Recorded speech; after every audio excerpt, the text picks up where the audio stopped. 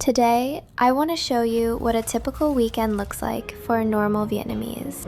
No fancy trips or big plans, just a simple and realistic weekend in Saigon. This morning, I decided to spend a little time at my favorite book cafe. This cafe is hidden inside an old apartment building. If you didn't know it was here, you could easily walk right past it. Places like this are quite common in Vietnam. Behind an ordinary entrance, you might find a cafe or a store hidden upstairs. To be honest, I'm also here for the air conditioning. Saigon is hot almost all year round, and sometimes it's nice to find a cool place to spend a few hours.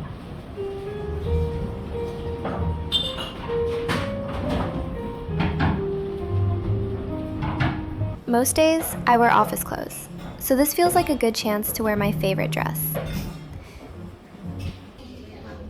I ordered a matcha latte. In Vietnam, cafes are about more than coffee. People come here to work, meet friends, or relax for a while.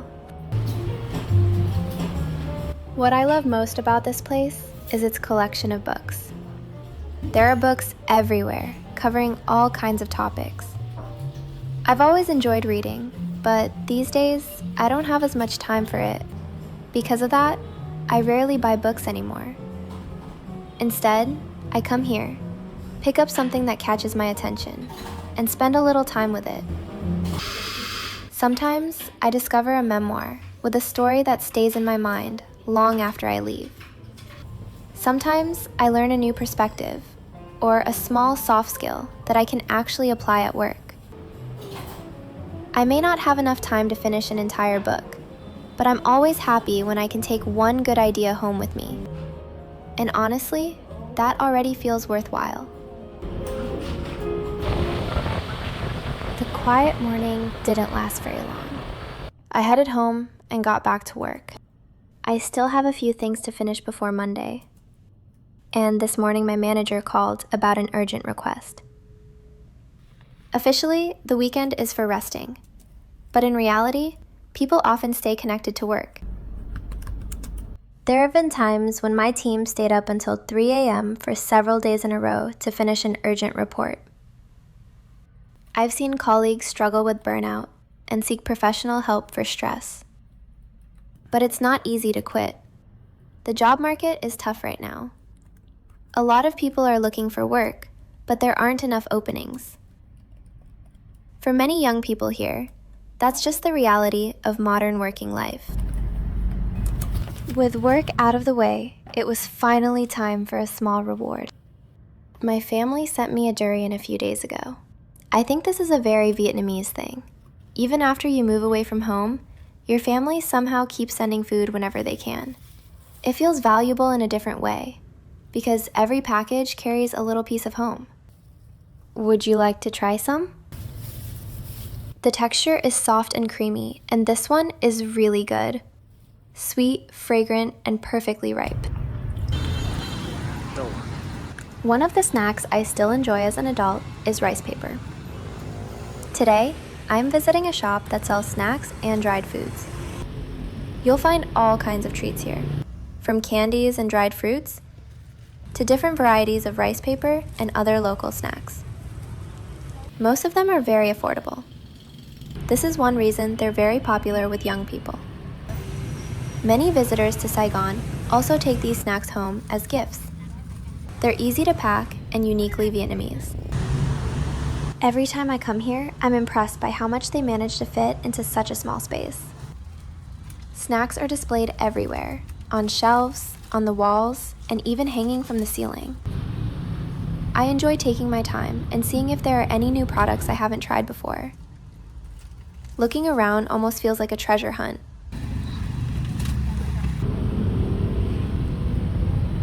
This rice paper set comes with all the seasonings, and it costs only about $1. One thing that caught my attention was this glass cabinet. Unlike the other snacks in the shop, these sweets are kept behind a locked display case. I think these are imported sweets, so they're probably considered the premium options here. They look tempting, but one of them costs about the same as a full meal for me, so they're not really in my budget. So I'm taking some rice paper snacks home. I'll save it for later tonight.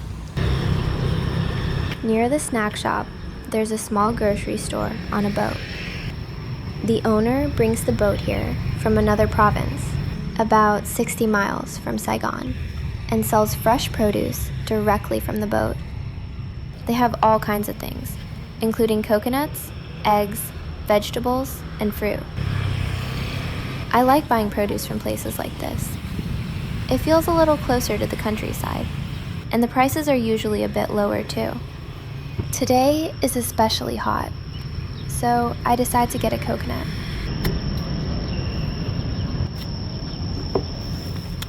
One costs about 80 cents. A few sips later, I already feel refreshed. As I walk along the canal, I see lots of people enjoying their weekend in different ways. Some are spending time with family in the park, while others are standing by the water and fishing. They all seem relaxed, and it's nice to see the city slow down for a while. In the evening, I often come to a park about 20 minutes from where I live. In my opinion, this is one of the best places to enjoy the city view in Saigon. Many locals even call it a $1 million view. What makes it even better is that it's completely free. Whenever I come here, I'm always struck by how much energy the city has. It feels lively, busy, and full of life.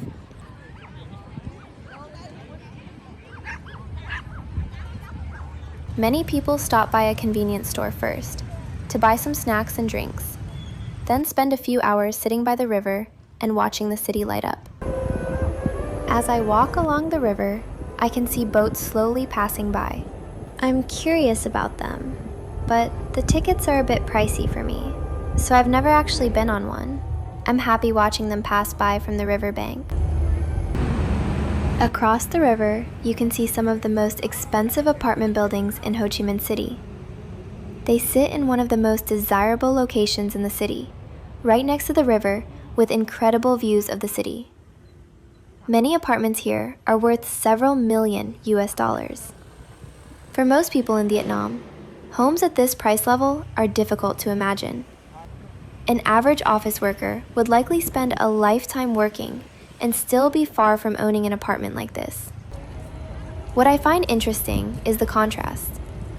Right next to these luxury buildings is a public park where anyone can come, sit by the river, enjoy the breeze, and take in exactly the same skyline. I'm crossing the city's newest bridge on the way home. It's one of my favorite parts of the ride.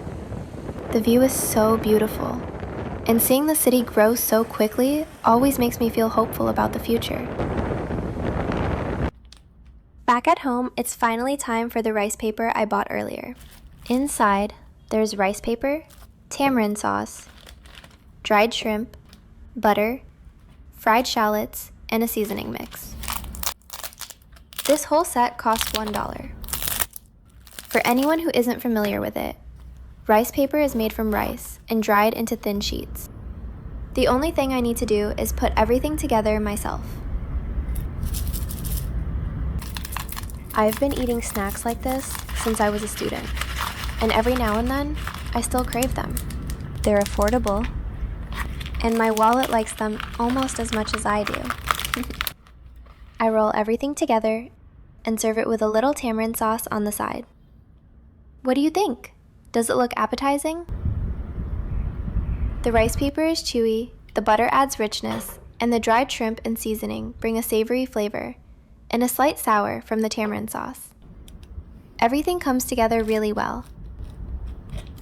Monday, I'll go back to being a busy office worker. But today was nice. Life isn't always exciting, but days like this remind me that it doesn't have to be.